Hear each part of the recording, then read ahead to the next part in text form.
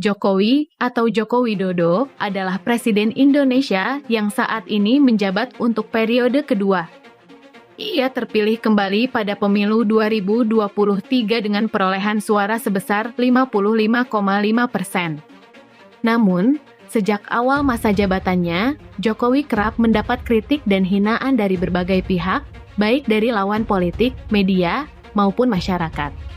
Beberapa contoh hinaan yang ditujukan kepada Jokowi antara lain adalah boneka asing, anti-komunis, pengkhianat bangsa, penjual tanah air, dan lain-lain.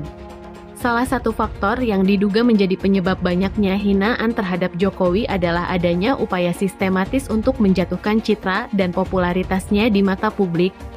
Beberapa kasus yang menunjukkan hal ini antara lain adalah adanya dugaan keterlibatan sejumlah politisi dan tokoh oposisi dalam aksi unjuk rasa 212 pada tahun 2016, yang menuntut agar Jokowi dicopot dari jabatannya karena dianggap tidak melindungi Ahok. Mantan Gubernur DKI Jakarta yang dituduh melakukan penistaan agama. Adanya laporan bahwa ada sekelompok orang yang mengaku dibayar untuk menghina Jokowi di media sosial. Pada tahun 2018, polisi menangkap 4 orang yang diduga sebagai buzzer bayaran yang menyebarkan hoaks dan ujaran kebencian terhadap Jokowi. Mereka mengaku mendapat bayaran sebesar 75 juta rupiah per bulan dari seorang yang berinisial Y. Adanya tuduhan bahwa ada pihak asing yang berusaha mengintervensi pemerintahan Jokowi dengan cara memberikan bantuan dana, teknologi, dan sumber daya manusia. Salah satu contohnya adalah tuduhan bahwa Jokowi mendapat dukungan dari Cina, yang dianggap sebagai negara komunis dan ekspansionis. Dari beberapa kasus di atas, dapat dilihat bahwa ada motif politik, ekonomi, dan ideologis di balik banyaknya hinaan terhadap Jokowi. Hal ini tentu saja merugikan bagi demokrasi dan stabilitas nasional, karena dapat menimbulkan polarisasi, konflik, dan kekerasan di masyarakat. Oleh karena itu, perlu ada upaya bersama untuk menghentikan praktik-praktik tersebut dan menjaga persatuan dan kesatuan bangsa.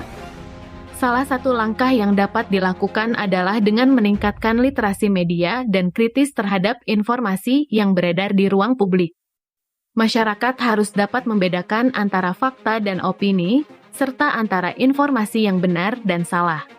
Selain itu, masyarakat juga harus menghormati perbedaan pendapat dan sikap politik, serta tidak mudah terprovokasi oleh isu-isu sensitif yang dapat memecah belah bangsa.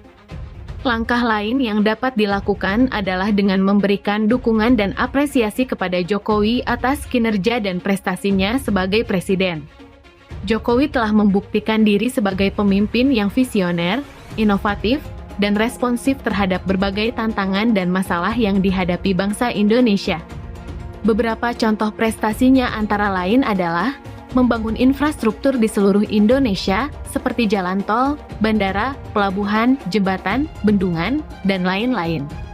Meningkatkan kesejahteraan rakyat melalui program-program seperti Kartu Indonesia Pintar KIP, Kartu Indonesia Sehat KIS, Program Keluarga Harapan PKH, Bantuan Langsung Tunai BLT, Bantuan Produktif Usaha Mikro BPUM, dan lain-lain.